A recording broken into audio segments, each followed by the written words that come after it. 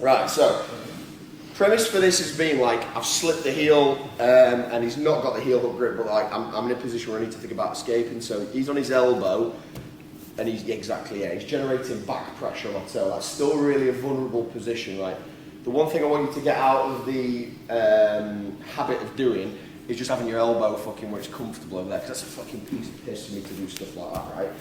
If you've not got the heel exposed, as a minimum, right, whenever you're playing saddle with somebody, you should be smashing the life out of their toes. Because you see what that does to my knee? It automatically drives my knee upwards. Exactly, and the more he starts to do that, look, instantly it gets a real easy grab. If he doesn't have that, then see how I can start to drive my knee down and I can start to get escaped and stuff like that. So First things first is obviously dealing with that pressure. Right? I do want to start to get to this in a minute, but what I'm actually look to do then, if we slip the heel prior to this point here, is I want to talk about obviously the depth of my foot as we kind of did the other week. So rather than staying in this no man's land in the middle where my heel is almost approximate to his elbow, which means I get heel hooked, as I'm in here, I should be focusing, and as he's back pressuring here, I should be focused on either getting it deeper like that. Right now, if he was to try to grip my heel, again, but more importantly, that then allows me to execute a turn, and I can attack the structure, or again, if he's in that position, go upwards, there you go, back pressure, nice. Or again, if I'm in that position, I can like lift up, and I can go back, again, you see that? So I've moved my heel now to his hip bone, but again, a significant distance from his elbow. That's the opportunity and the time when I start to turn this. So the first thing you're going to look to do, okay, is he's here, he's got loads of pressure on my toes, that feels fucking miserable. Staying as safe as you can. You capture the heel if you can. I'm just going to be like this. There we go. And then slip it into it. Go forward, then back. We'll slip it into a safe position, right? And all we're trying to do here is get our foot in a position where we can engineer 5 seconds to work, right? He's got to try and recapture and re-pummel. If I'm there, he's got to re-pummel, and I spend that doing some other shit. Make sense? So just with your partners, have a play, using forwards and backwards, just get your foot into position. Definitely don't, though, lift your heel up and get yourself into a heel hook. Make sense? So practice depth, get your foot free, and as soon as you get your foot free, either out the back or in front, you can go like that with your hips. That's the key. But you starting with the hooks and then just slip no, it no, in. no, so Dave, so we did slipping last week, actually here. He slipped it, but then I maintained that back pressure there. Like that feels pretty miserable, you know what I mean? And I can keep his knee up. Then he kicks through, then he's able to start to think about this game, okay? Big mistake a lot of people make is they do the slip, they slip once, they keep it in that perfect range, and then just like fucking recapture it. Because they're not thinking about the depth of the foot relative to the elbow, make sense? Up here? Yeah. 1, 2, 3. Face with this is that they know that they need to get inside the structure, right, but they do it where they're taking weight or pressure off this foot, okay? So what I mean is that they're here and then they're like this. And then Kurt has to just do a little bit through, and then suddenly my life has just gone real fucking bad, right? So you need to be putting loads of focus on driving my foot forward. Your hips should, in a lot of senses, be elevated. So your right arm's really important here. No worse than slipping, and then you go like, oh, suddenly, that happens to you before you try pulling out, getting really heel hooked and way out, because you're removing pressure from that foot. So as soon as I have made that bit of a depth kick there, look, see how I'm twisting my hips up, creating a fixed point. You can push the knees, because ultimately it's your knee that you want to escape, but I just feel that like in terms of keeping his legs static, if I try to move, Kurt can move his heels here. So preference, again, I don't see a load of merit, but I prefer to glue it down, because then his foot is immobile. Keep my weight into my left foot as I can drive up to that position there. Now I feel a lot more confident, okay? What I tend to do here, again, I still don't want to rip out at this point. What I will do though, is I'm going to drive my knee down. So I'll go back heel, knee down, and I'll start to stand. Then I can open this structure, and I'll stand out the back there.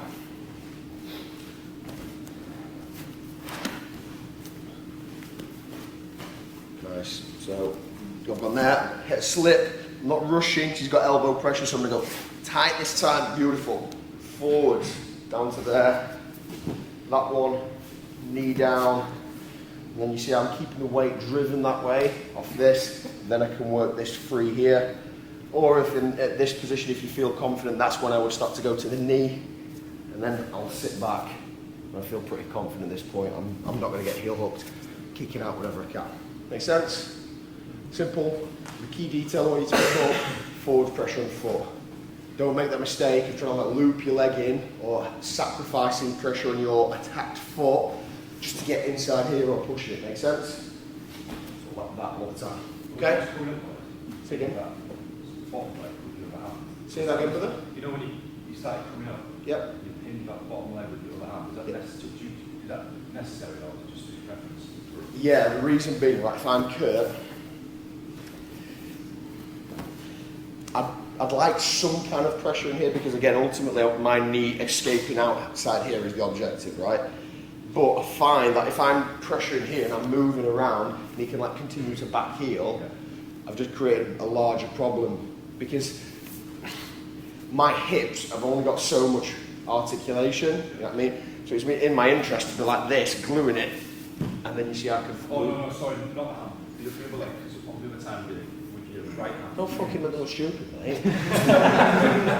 I'm probably fucked up, didn't I? It's been a long day. I use that leg now. No. So your left hand was on his right leg, and then as you started coming out, your right hand pinned. Right. So look, here it's important for this to be a base so I can drive weight. And then Less when you get important. there, is it worth? Yeah. But I don't, look, I can use my knee here because my knee's underneath me to drive weight. That gives me time to fight this structure. It's unlikely I'm going to separate it with one arm. But now here, Yeah. Okay. do capture his shirt. Make sense? 1, 2, 3. Right, anyway, I fucking hate it. I'm playing rugby league, lads. I'm going to rugby league. Right, next. This one's less an escape, more of a straight up counter. But as I've done this, obviously a twist, and I've pushed a bit of depth into the foot position. So what I'm genuinely feeling for, right, here, feels like Kurt's got good toe pressure. I feel vulnerable, yeah? Go twist through deep and see I can like see my toes now. That's a real good feeling for me. Then this hand in here, open, loop that in. My belly. Did you bum it? Doing a fucking belly. What I tend to do, like I'll be playing around these frames here, but I'll be trying to insert my elbow and my hand to keep those apart. If I need to, I can continue that like forwards drive to keep my foot safe, but then I'll go loop inside here. Hook, then all I'm going to look to do is drop over and I'm going to pull my left hand into like a foot lock position. There. Now, Kurt's inside leg is trapped. Equally, you can still definitely get to a heel hook here, but it's probably more difficult because of the way I'm laying versus his ability to rotate as well is now constrained because I've locked his hips up, yeah? So, first opportunity, just got a straight foot lock I can do. In all honesty, what I tend to do from here, instead of rotating, is I just do like the manual grip outside heel hook, so I go under, so I'll be like, pressure in, twist there, and start to get there, finish there. Or if you're bothered and you're you know, a bit reckless with your heels, you could rotate and then twist through, and that is pretty bad. You get a lot of pressure, or you've got a toe hold in there as well. Don't really give a fuck how you finish, just be considerate. Come on, Adam, we'll use you. What are we saying, lads? Pink or purple? That's purple though. What about Kieran's?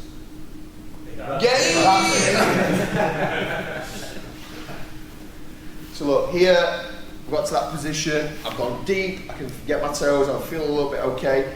Trying to keep this pressure, because if he's squeezing in here, you see how suddenly that brings he's got more ability to drive my knee vertically, which means my heel is exposed. So that's why I am trying to like hold that open, loop that in, kick through, and then I'm into this position here. I tend to just go straight foot lock, or I can go up, elbow, not like this. I'm going, twisting my body towards it, elbow back on the toes, and then I'm going for the outside heel hook there with a manual grip. Or I suppose if you want to be really fucking wild about it, finish there. loads of different finishes. Don't really mind what you do. The bit I want you to focus on is foot goes deep or foot goes shallow, whatever. Frame inside, loop, then you took a defensive position into an equally attacking one. Make sense? Or if you do want to work it out, you could just go straight like that. Okay? You know, with your left foot, you know, when you re-pulled his foot through. For the like Yeah, inside heel hook. Yeah, well, your left foot, it was just on the floor. You probably put it on the hip or leaving it on the floor. Sorry, let's work through. So to here. Yeah, go straight through. Right, so now your left foot, would you try and clamp that onto his hip? No. Or put it on the floor? No. Because where's my weight distribution? See here. I got some weight before. So I try to keep my feet separated, in all honesty. Yeah. I don't like to tie up my mobility. I don't get any strength benefit to putting my feet up here. Yeah. I don't feel like I can keep enough load into it. So whereas in here, by staggering my stance, I feel pretty safe. And I am mobile if I need to be. Make sense? Like I said, there is a skate part at the back there if you just separate those legs. Basically, just keep that away from your foot then, like that. I stagger my feet just so I can hit this motion. Make sense? Yeah. So. Happy boys? Yep. 1, 2, 3. If I feel like I can't get all the way out in order to like rotate this leg, what I tend to want to do, as I'm in this position, I will start to go here to that. Now, especially if he's like back heeling, like back elbowing like fuck, which means I'm struggling to stand up here, and I can't do the articulation that way to get to my knees and start to get out. What I tend to do then is I'm going to go underneath both legs, so I'll lift in here, go that one all the way under. Then I'm going to use that position, so even if he's elbow tight here, I'm going to use that position to go forward. I'm going to rip my foot out at that point. You see, I'm in front of his chest. There we go. So look, in an ideal world, I would just go, one, life is good, right? But the way I play this, if I'm smashing the fuck out your toes, see how that's fucking, he's already taken all that slack? Because we have to appreciate that the only way I can stand up this way is if I've got enough of that rotation in my hips.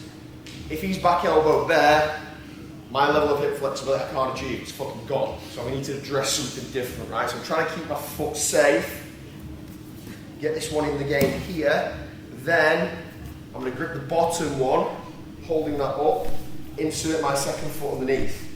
I'm still not in a heel hook here, but now what I'm going to do is I'm going to utilise this structure to drive him to the floor. He will have to do a grip fight to get the heel.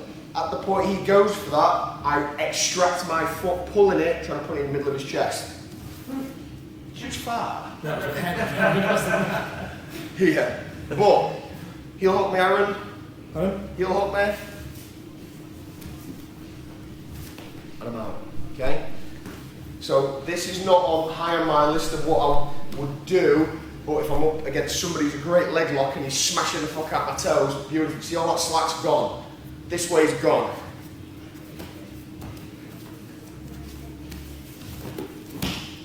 So that helped? So whichever way you do it, right?